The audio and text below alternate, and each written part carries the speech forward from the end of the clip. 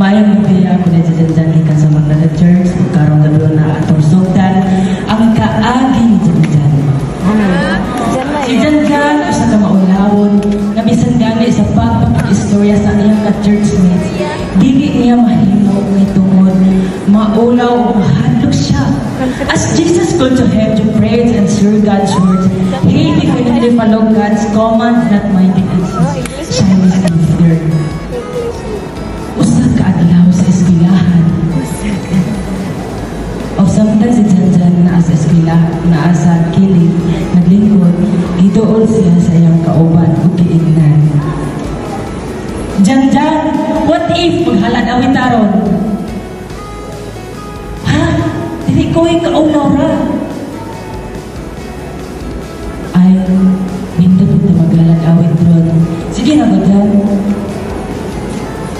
Dili lagi ko kay maumahadlo ko. Hadlo ko. Ay, sige na lang. Dili na lang nakapagsunod na lang.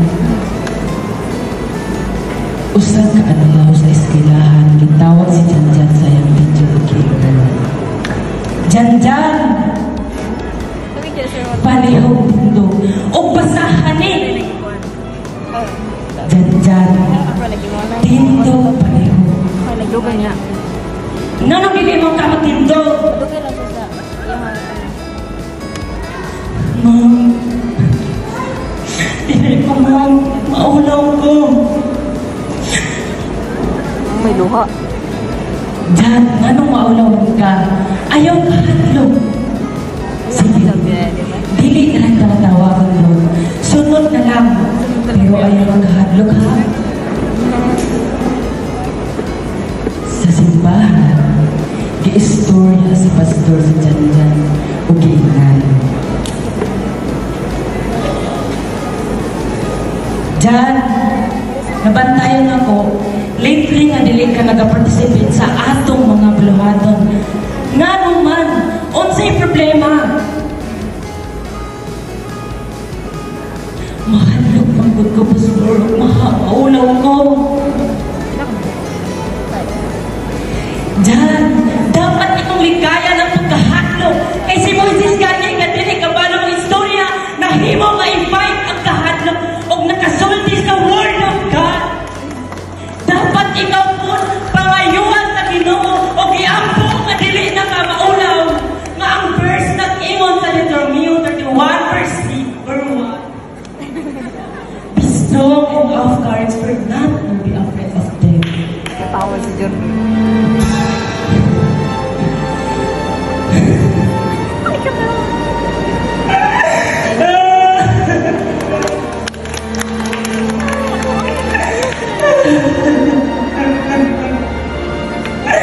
Thank you, Pastor. Kay tungod sa imo, naabri ako kasi kung kumula-una. Dapat maging release ko. Dapat ako invite akong taon-taon. And promise, Pastor, mamu-participate na ko sa atong mga buluhan. Okay, istorya ang mga pulong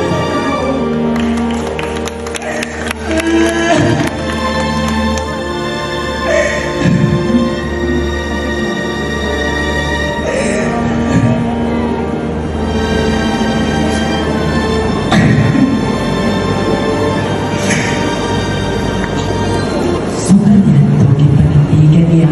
ang iyang promise na himog siya sa kapagsunod. Nabatanon sa ilang sumbahan o kongregasyon. Kung mao ka to, Espiritu Janjan, daghang salamat o maayo. Your church, please step forward. All right. Please step forward. Pindasan Church. It means this is the end of your journey for the monologue competition. But thank you so much also for your efforts na imong gihatag sa One Tanan. Thank you so much. Thank you so much. That means this is our top 3 for the monologue competition. All right, third place for the monologue. Kinsa? Asa? From Pulang Lupa.